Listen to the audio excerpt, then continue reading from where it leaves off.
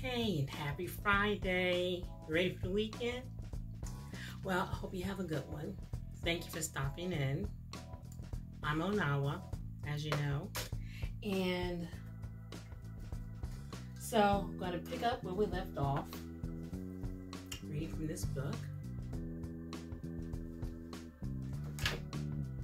which is available on Amazon, Trafford.com. I think those are the only two websites it's available on. But we had left off with Marv telling Marie that he wasn't ready for no marriage. He wasn't trying to hang himself again. And so don't forget, drop me a comment, say hi, let me know what's going on. I really appreciate it. Also, if you would like to follow or hit like, I would greatly appreciate it. So, Marie had gone back in the house to relax after her and Marvin had some words.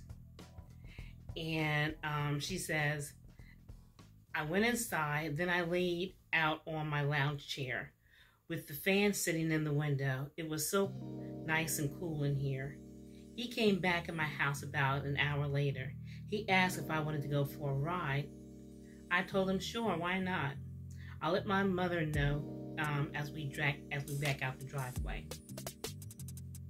As he and I rode around listening to music and talking, we both seemed to feel more at ease.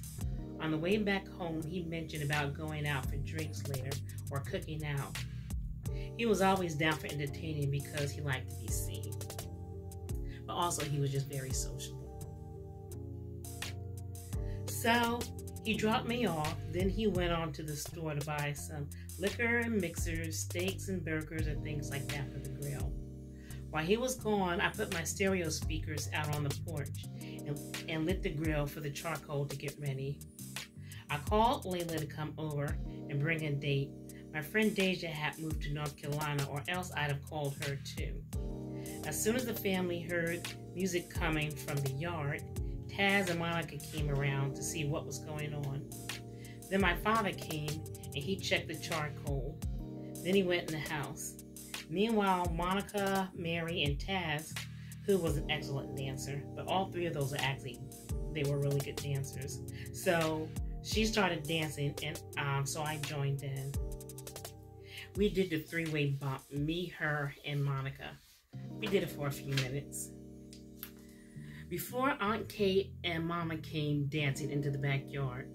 By this time, Marv pulled up in the driveway. So me and the kids helped take the bags out the back seat and take them into the house. When I came back outside, which was only about 5 minutes later, Layla and Ty had walked up the driveway. They all were laughing and talking in the yard. Another good friend, Rosa, which my mother knew from working in the sewing factory together. And she's also Mary's mom. Well, Rosa came over. She said she had cooked a pot of red rice and beans. She could bring it over. Well, we loved red rice and beans, so we were like, yeah, bring that shit on. My brother Alan pulled up in the driveway. Papa came out with some homemade peppers. I ran inside and threw together a salad and took some chicken out of the freezer.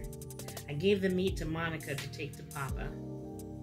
He was the grill master, as usual. We had a ball that evening. It just always happened like this.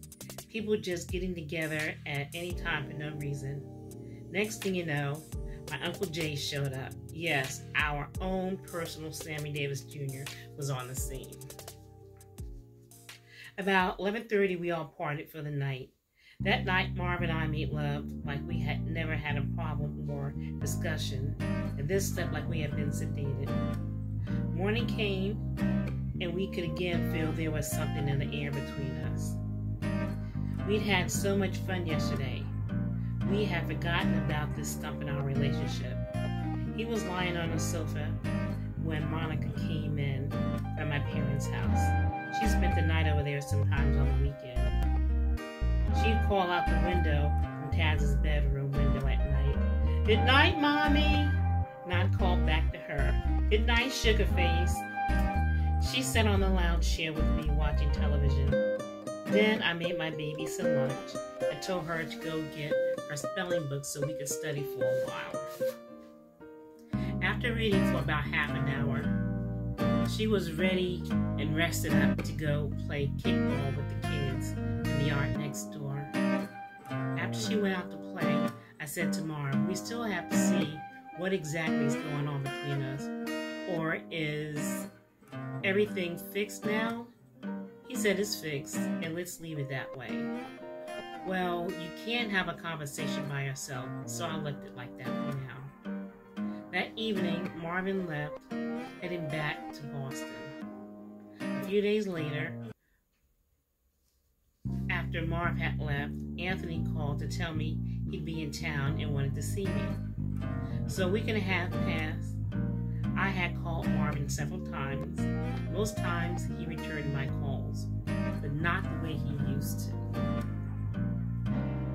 2.5 weeks had now passed. During this time, I had heard from Marv, but he seemed somewhat distant. I said to myself, leave it alone and do what you have to do. He did say he'd be down to see you in a few weeks. Later during the week, he called, and during our conversation, he said he wouldn't be able to make it.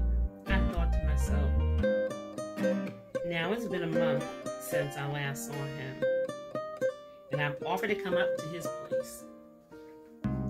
A few days later, Anthony called to confirm us getting together. I told him that would still be great. So when that 4th week came, and Marv had a reason he couldn't have me come to his place, I brought the same stuff up again. Look, what's up? You're just so busy. Nothing is up, baby, he said. I'll be down there next week.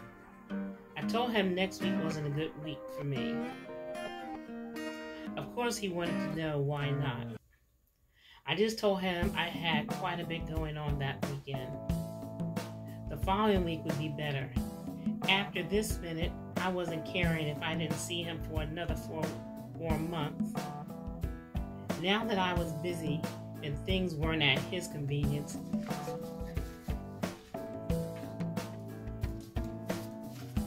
he wanted to be persistent about coming to see me. I stuck to my guns and told him I'd be busy that week. I thought to myself, what if I was having a good time with Anthony and he came and he and I decided he should stay a day or two? Shit, Marv was playing games and I had been patient. Now it was my time. I turned the tables on him. I don't mean playing with him, but backing up away from him. Before Marvin and I hung up the phone, I had a slight sad feeling, but glad that I had made everything to his convenience. As for Marv, he was aggravated, but I didn't really care anyway. Don't do me any favors, Marvin. If you have any problems or just don't want to come down, then don't. It's no skin off my back. Maybe on second thought, maybe you shouldn't come down. I told that son of a solid, was all he replied with. Then he had the nerve to say, oh, I have to hang up now. So, just think. At one time, I had thought I was falling in love with this Nick. Anyway, but maybe I wasn't falling in love. Or could it be something had caused me to stop falling in love with him? So anyway, I put the phone on the cradle/receiver. So for some of y'all, you may not know what a phone was like back in the 60s and 70s and maybe even the early 80s, but I'm going to say the 60s and 70s. So, here's what they look like. Hope you can see it. When I got that yellow phone right there, oh, you couldn't tell me nothing. These are what they look like.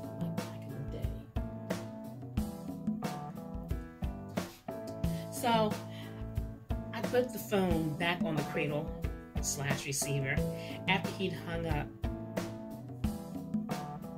Then I went to make me a screwdriver. As I headed for the bathroom to run water to take a relaxing bath, my telephone rang again. It was the woman I worked for in her beauty salon. She asked me about helping find some pictures of hairstyles to hang on the salon walls. I told her I'd have my little sister, draw some pictures for the salon. She was glad we were able to settle that request instantly. The next day I asked Taz to draw 3 or 4 pictures for the salon. She was happy to help out. She was very artistic. She drew 3 pictures, one of a short hairstyle, one almost shoulder length, and the last one was a long hairstyle. The pictures were perfect, so I took them to the shop/hair salon. And Mrs. Cotton, the salon owner, and my co-workers were very impressed because my sister was only 13 years old. I was halfway through my workday when Anthony crossed my mind. Then Layla walked in the salon. She was expecting a customer in about half an hour. Layla had brought in a box of donuts for the employees, so she put the box in the back room. I finished setting my customer's hair, then placed her under the dryer and set the timer. I couldn't wait to get in the bag to get to those donuts. 2 glazed donuts and a half a cup of coffee just appeared right into my mouth. I thought to myself, I'd give Anthony a call tonight. He had backed off because of my relationship, I was guessing. The workday finally came to an end. My mama, Monica, and Taz were out in the car waiting for me. Layla had gotten a Volkswagen Beetle, so I rode with her most days, but today she was leaving late. Before getting in my mother's car, I ran across the street to the liquor store to get some vodka and orange juice import skins. Before I got in the car, it had started to sprinkle. We all laughed and talked on the way home. We pulled up into the driveway. Mama went home. Monica and Taz came to my place. They went to the living room and turned on the television. I went straight to the bathroom to relieve myself and wash my face. Then I went to the sink and mixed my cocktail. I had already pre-cooked dinner last night, so I put it on the stove to heat up and told the kids to clean up for dinner. Afterwards, they went to the pantry to get dishes for us to eat with. I had made chili with rice on the side and had a big box of Ritz crackers to go with it. I made bowls for Papa and Mama and sent Monica to take it to them. Taz got the Kool-Aid out the refrigerator and put it on the kitchen table. As soon as Monica got back, we fixed our bowls and went to the living room to eat and watch television. We just finished up dinner when my door opened. It was Marvin, 5 weeks late. I'd given him a key a while ago. I was shocked as shit to see him. He wasn't looking happy though. I stood to give him a hug, but his hug back was emotionless. I sent the girls to my parents' house so Marv and I could talk. As they walked to the door, I picked up my glass to sip my screwdriver, then offered him a cocktail. He asked for a vodka on the rocks, so I fixed it for him. He drank his drink down in 2 gulps. Then he sat on the sofa, but not next to me. I attempted to make conversation even though there was tension in the air. He would respond with a snappy response or sarcasm. So I was like, what's your problem? You drove 5.5 hours to get here to have an attitude? What's going on? He said, you and I are having problems, or is it just me? I responded, yes, we're having problems. I've been trying to address the problem for a few months. I left it alone because I felt I was the only one working on it or even concerned. You've had reasons or excuses for us not to see each other most of the time. I let it slide as much as I could, then figured, fuck it, whatever happens, happens. Look, I'm busy. I own a business. You can't always come first, Marv said. I interrupted him with, you own a whorehouse. I didn't ask or expect to be the most important thing in your life, but why the distant attitude? If you don't want our relationship to grow, just say so. If you want to slow it down, let me know. Do you want this engagement ring back? You know this ring you gave me to keep me quiet and buy some time while you kept me hanging on? You want it back? He said, what? The ring that you don't even wear? So, we'll stop right there for now. Again, I thank you for stopping in. I hope all is well.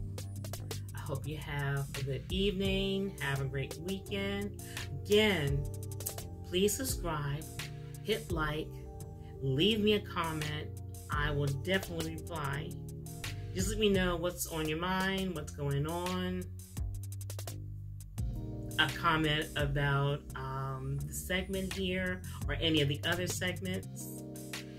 And again, peace and love to you. And thanks for stopping in.